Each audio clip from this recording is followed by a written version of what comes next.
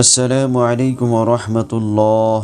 সুপ্রিয় দর্শক মণ্ডলী, শরীরের দাগ বা স্পট থেকে বাঁচতে যে দোয়া পড়বেন। কোনো মানুষই চায় না যে তার শরীরের কিংবা চেহারায় দাগ বা স্পট থাকুক, কিন্তু মানুষের শরীরের অনেক সময় বিভিন্ন কারণে স্পট পড়ে থাকে, যা কখনো যন্ত্রণাদায়ক হয়, আবার কখনো দেখতে খারাপ লাগে। তাই শরীর ও চেহারার অযাচিত দাগ ও তার ক্ষতি থেকে মুক্ত থাকতে কোরআনে আমল করা যেতে পারে। কোনো ব্যক্তির শরীরে যদি অযাচিত কোনো দাগ কিংবা যন্ত্রণাদায়ক স্পট পড়ে, তবে সে ব্যক্তি যেন এ আয়াত অংশটি প্রতিদিন 41 বার পড়ে।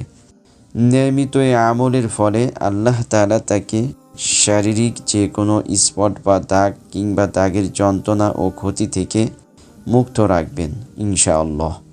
অনাকাঙ্ক্ষিত দাগ থেকে বেঁচে থাকতে এই দোয়া পড়ুন। মুসাল্লামাতুল লা শিয়াতা ফিহা, অর্থ সেরকম সুস্থ যাতে কোনো খুঁত বা দোষ নেই। সূরা বাকারা আয়াত নং 72।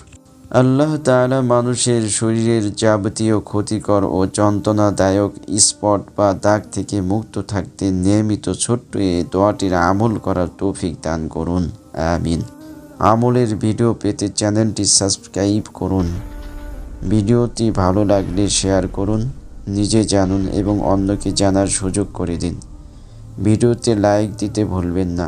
জাযাকাল্লাহ।